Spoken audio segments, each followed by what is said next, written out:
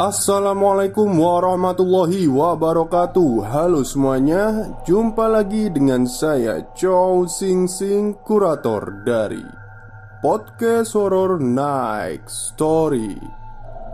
Halo, apa kabar semuanya? Semoga kalian pada sehat semua ya. Dan seperti biasanya pada malam hari ini saya kembali dan akan membawakan sebuah kisah mistis untuk kalian semua. Kisah mistis kali ini saya datangkan lagi dari Twitternya Mas Rama Atmajaya, yang kemarin mengirimkan cerita tentang pocong TikTok ya, Tok ya. Jadi kali ini Mas Rama Atmajaya ini mendapatkan salah satu narasumber yang berprofesi sebagai TKW di Arab. Seperti apa kisahnya? Mari kita simak. Aku akan menceritakan sebuah kisah yang membuatku merasa aneh. Kenapa aneh? Karena malam setelah sang narasumber cerita via video call, tidurku seakan tak sendiri. Aku bukan indigo maupun seseorang yang pernah belajar dalam ilmu gaib. Tapi entah kenapa, pada malam setelah terakhir cerita dan menutup pembicaraan lewat telepon, rumahku seakan ramai dan tidurku seakan dikelilingi oleh mereka yang tak kasat mata. Mungkin hanya halusinasiku atau apalah. Aku pun tak mengerti. Tapi pada malam itu, seakan aku merasa dari arah kepala sampai kaki dan sebelah kiriku begitu banyak gangguan. Sampai-sampai aku dengerin ayat-ayat ruqyah yang aku download dan aku putar melalui headset. Terus aku tertidur. Tetapi ketika pukul 3.30 pagi, aku terbangun karena headset di telinga terlepas. Hawa di rumah seakan begitu pekat, seperti rumah yang tenggelam oleh air. Untungnya malam itu aku tidur di ruang tamu dan langsung bergegas ke kamar nenek yang ada di belakang untuk berlindung dari hawa negatif. Karena seperti biasa, nenek pasti sholat tahajud. Baru beberapa langkah, aku tak sadarkan diri sepersekian detik dengan kaki yang masih melangkah. Aku coba kuatkan lagi untuk melangkah. Namun kesadaran kembali hilang sepersekian detik dan aku merasa tak akan sanggup untuk sampai ke kamar nenek. Jadi aku putuskan ke kamar bibi yang dekat dan hanya tinggal 3 langkah lagi. Alhamdulillah, bibi juga sedang tahajud malam itu. Dan aku yang sudah masuk ke kamarnya hanya bisa duduk sambil merangkul kedua kakiku sendiri. Ya, tak aneh bagi bibi yang melihatku seperti itu. Dia suruh aku istighfar dan aku mengikutinya. Anehnya, di dalam kamar bibi aku merasa begitu aman. Sampai aku bingung dan kembali mencoba keluar ke kamarnya. Tetapi baru 1 langkah, badanku sempoyongan dan langsung masuk lagi ke kamarnya. Tak jadi keluar dari kamar bibi sampai adzan subuh berkumandang. Dirasa sudah aman karena suara adzan subuh berkumandang, aku langsung pinjam sarung dan peci milik keponakannya atau anak bibiku ini. Karena aku tak berani ke kamarku yang ada di lantai 2. Aku langsung bergegas menuju masjid dan melaksanakan sholat subuh. Lalu menunggu di teras masjid, menanti ustadzku keluar. Ustadz keluar dan aku ikut berjalan sambil bertanya, "Pak Ustadz, bisakah Anda melihat kejadian yang sudah terjadi?" Aku tanya hal tersebut karena kejadian yang aku alami sudah berlalu beberapa jam. "Waduh, aku nggak bisa. Coba tanyakan pamanmu," jawab ustadz tersebut. Ya, bisa dibilang terkadang kalau ada gangguan seperti ini, ustadzku lah yang menetralisirnya. Tapi berbeda dengan kali ini. Aku langsung pulang dan menunggu pagi menjelang. Menunggu paman adik dari bibi yang serumah denganku, yang kabarnya aku masuki untuk tempat berlindung. Tetapi rumah paman adik dari bibi ini berjarak beberapa rumah dari rumah yang aku tinggali. Ya, pamanku juga ustadz. Dan ustadz yang tadi subuh aku mintai tolong itu juga bisa dibilang masih adik seperseguruan pamanku. Kenapa nggak dari awal sama paman saja? Karena entah mengapa aku merasa enggan dan lebih dekat dengan ustadz imam masjid. Matahari sudah menampakkan sinarnya dan aku pun langsung bergegas ke rumah paman. Di situ aku langsung mengutarakan apa yang terjadi semalam.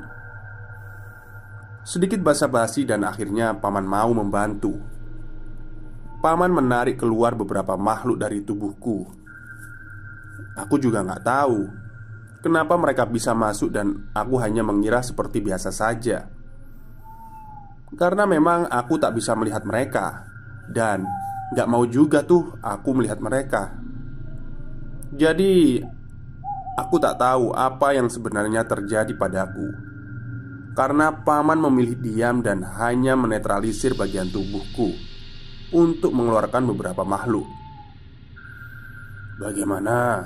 Sudah enakan?" tanya paman. "Iya, alhamdulillah, udah enakan," jawabku. "Tapi kok berasa nggak enak lagi?" tanyaku. Paman pun kembali menetralisir tubuhku.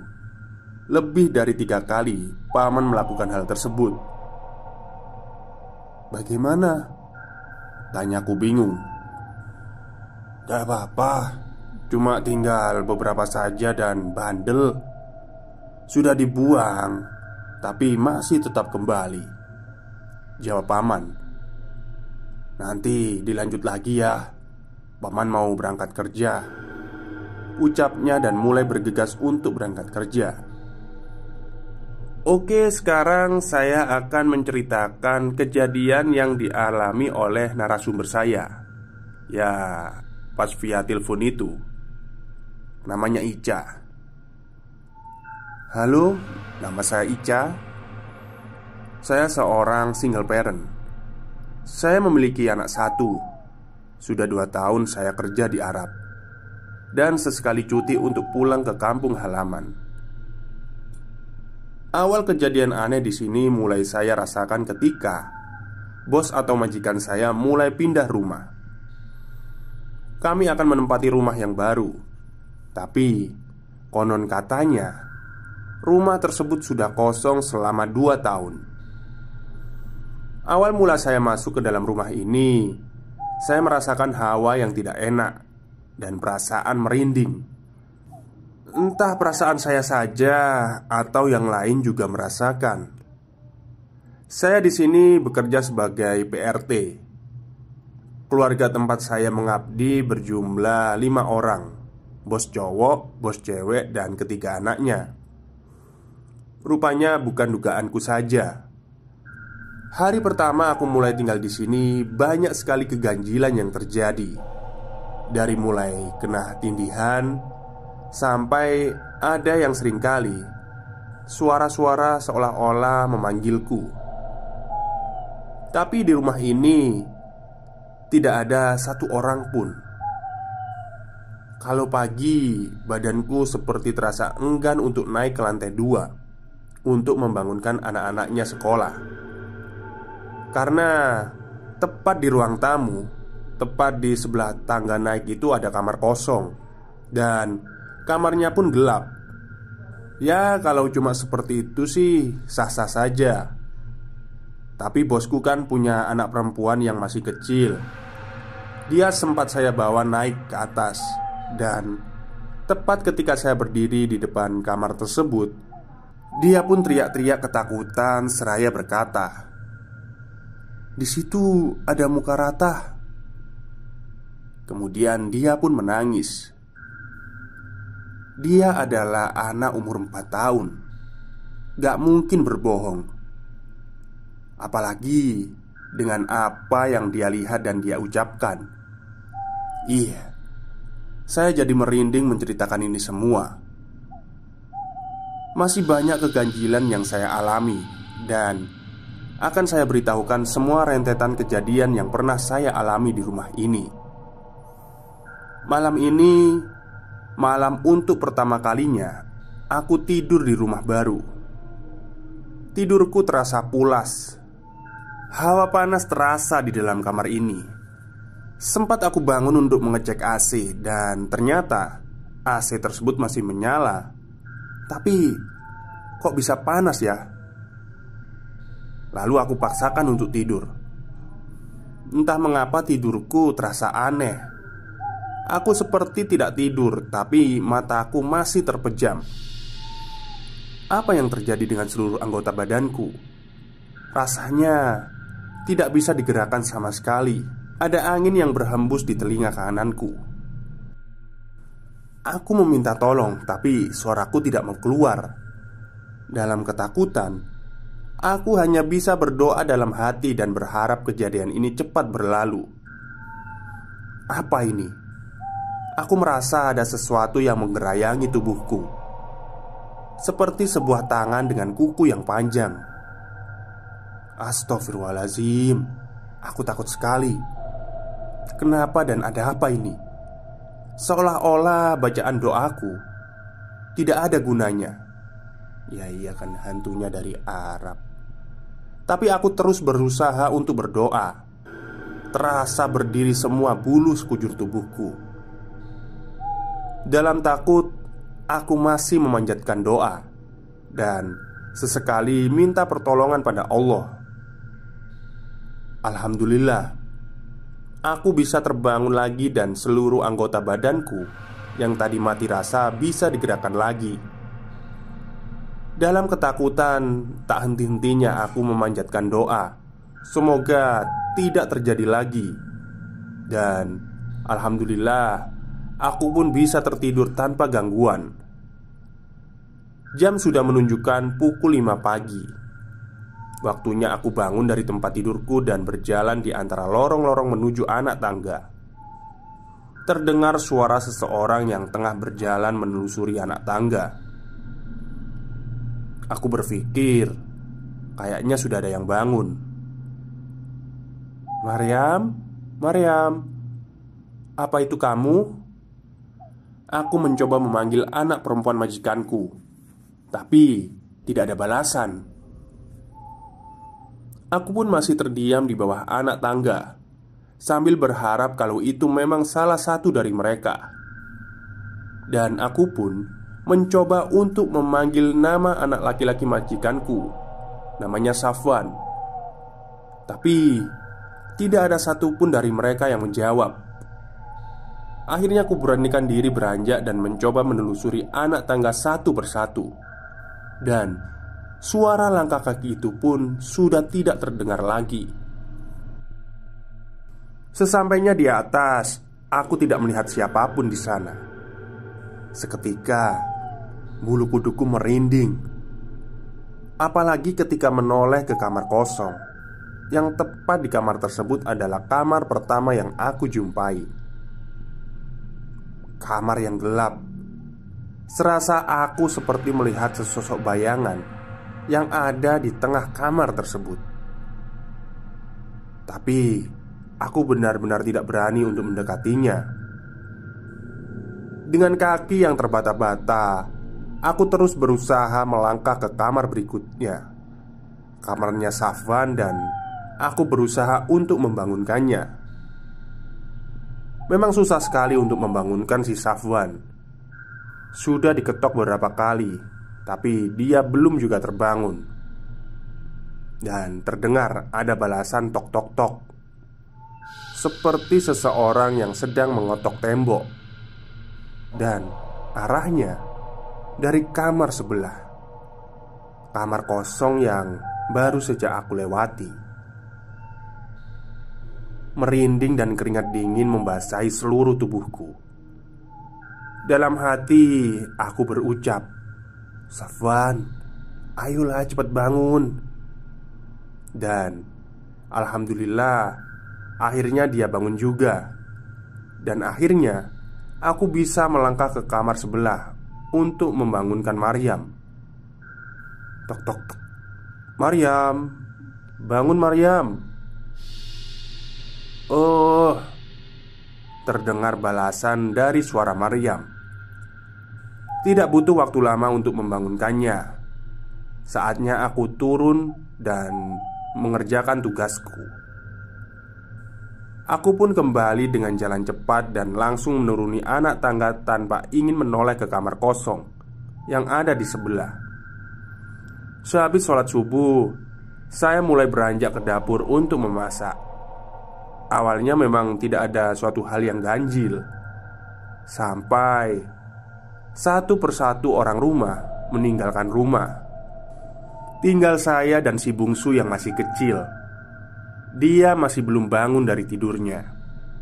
Sebut saja namanya Khadijah.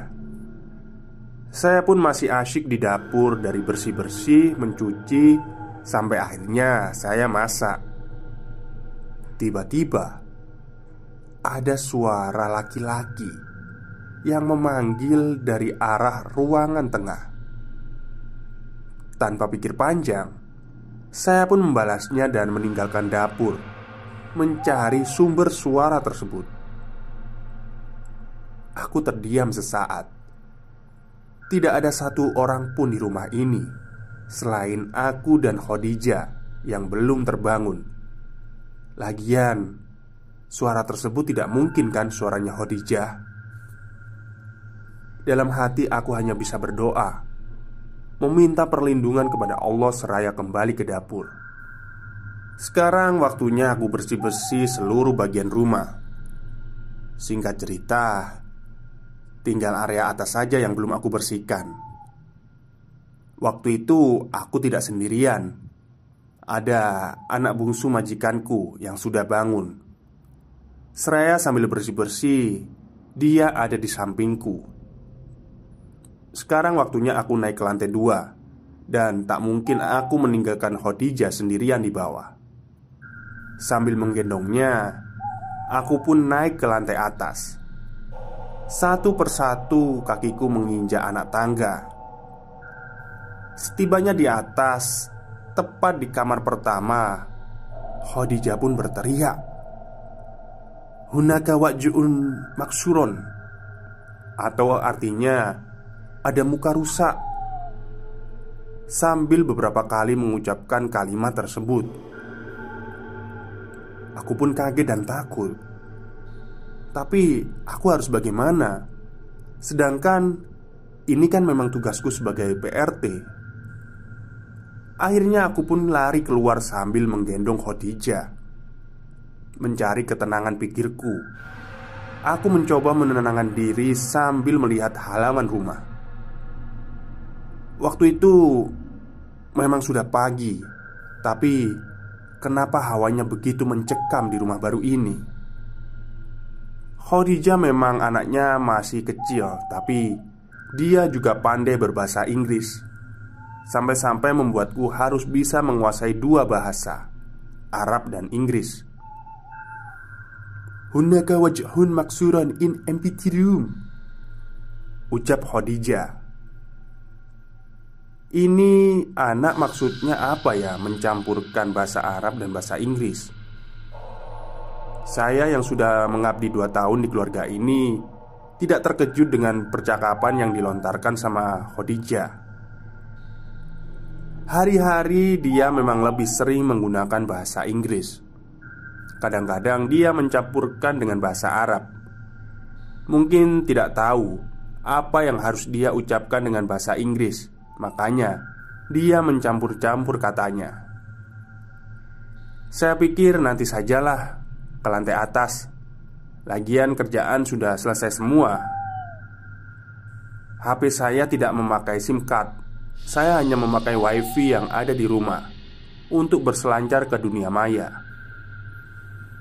Sambil asyik buka-buka sosial media, Khadijah pun sepertinya asyik sendiri. bermain seolah-olah ada yang menemaninya. "Zombie, zombie," ucap Khadijah sambil menunjuk arah pagar. "Zombie? Di mana ada zombie?" tanyaku dalam hati. Tapi dia hanya bilang, "Zombie, zombie," sambil menunjuk arah pagar depan rumah.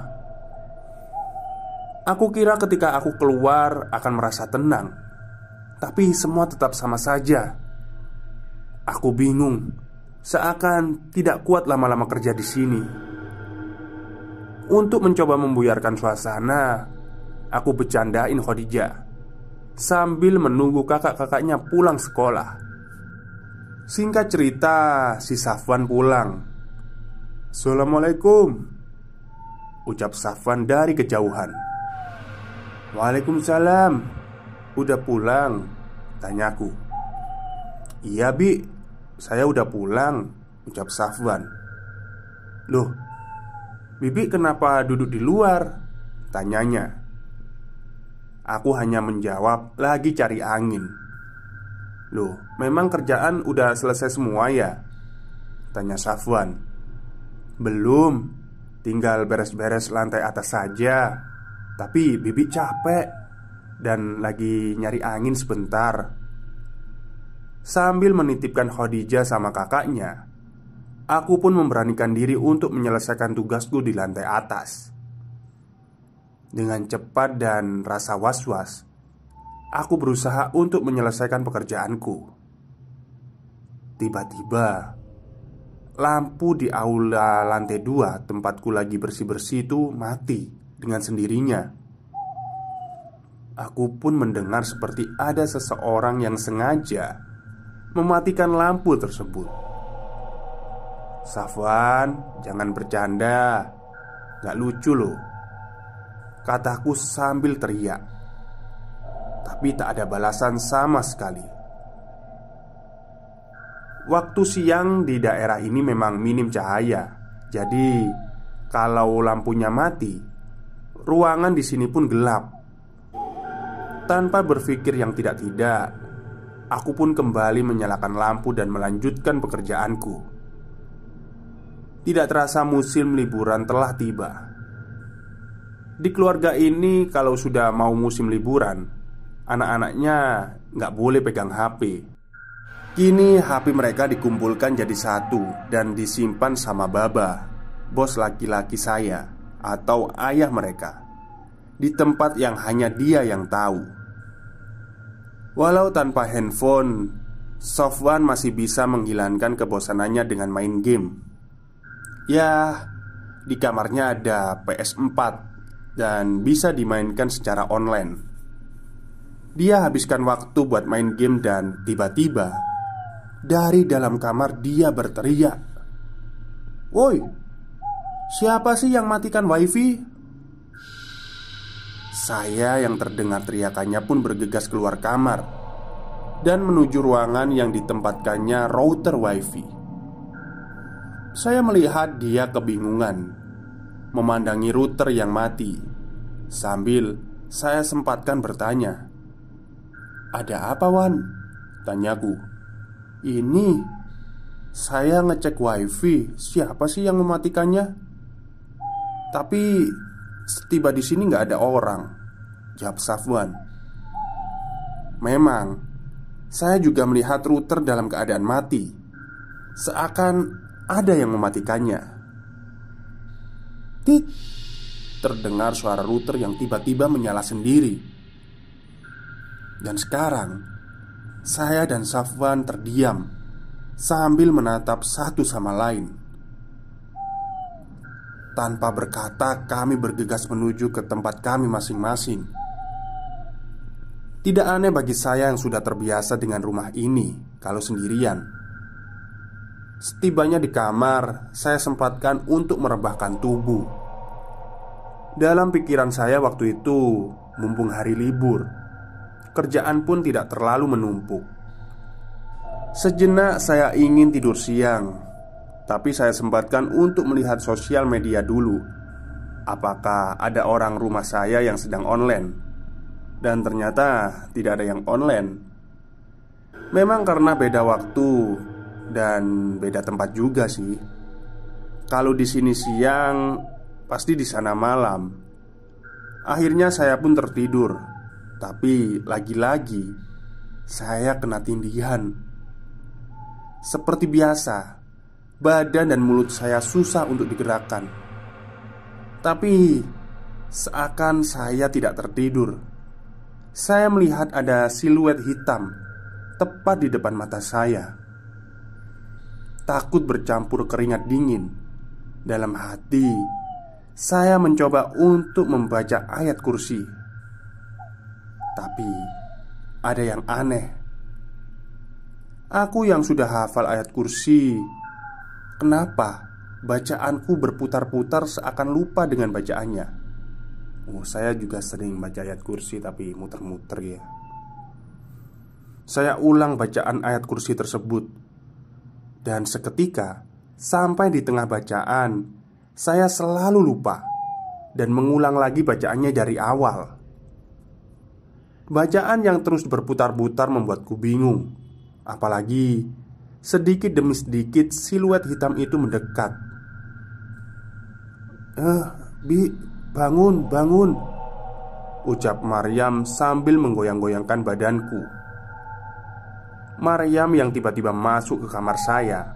Waktu itu dia mendengar saya seolah-olah mengerang dalam kamar.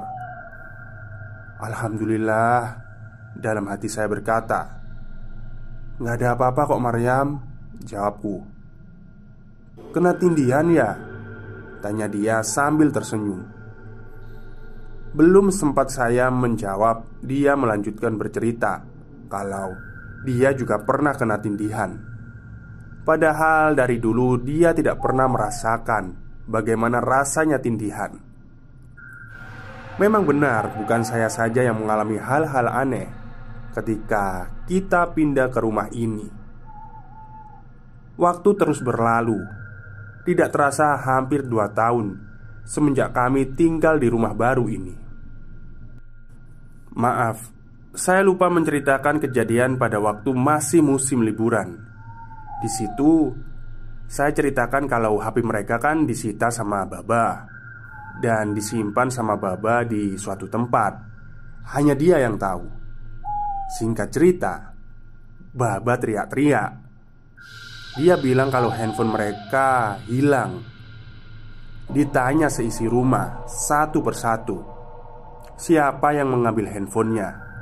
Dan tentu saja tidak ada yang tahu. Lagian dia yang nyimpan, dan dia juga tidak memberitahukannya di mana dia nyimpan. Sampai kapanpun tidak ada yang bakal tahu. Akhirnya kini dia mendekat. "Apa kamu yang mengambil HP yang telah aku simpan?" tanya Baba padaku. "Bagaimana saya mau ngambil? Nyimpennya aja saya nggak tahu," saya jawab dengan nada yang meyakinkan. Akhirnya kami pun disuruh ikut dan ditunjukkanlah tempat dia menyimpan HP-HP tersebut. "Tadi malam saya simpan di sini, tapi paginya sudah nggak ada," ucap dia dengan nada kesal. Sambil mendekat ke arah brankas, dia masih mencoba mencarinya. Tapi tak ditemukan satu HP pun. Akhirnya kami disuruh menyisir di setiap sudut ruangan yang ada di tempat tersebut. Tapi memang gak ada. Pasrahlah mereka. Dan akhirnya mereka pun hidup tanpa HP. Tiba-tiba jeblak, lampu pun padam. Seolah-olah ada yang memadamkan lampu di ruangan itu. Padahal saklar ada di dalam. Tidak mungkin ada orang luar yang melakukannya. Waktu itu ada majikan perempuan, sebut saja Umi. Dia sama anak bungsunya memang pada saat itu di luar. Aku yang didorong sama mereka dari belakang untuk menyalakan lagi lampu yang tadi seolah-olah ada yang memadamkannya. Saya beranikan diri untuk melangkah dan lampu pun kembali menyala. Aku memutar badan untuk menuju ke arah di mana mereka berada. Baru saja satu langkah, jeblak, lampu kembali padam. Waktu itu saya hanya bisa beristighfar dan mencoba untuk menyalakan lampu kembali untuk kedua kalinya.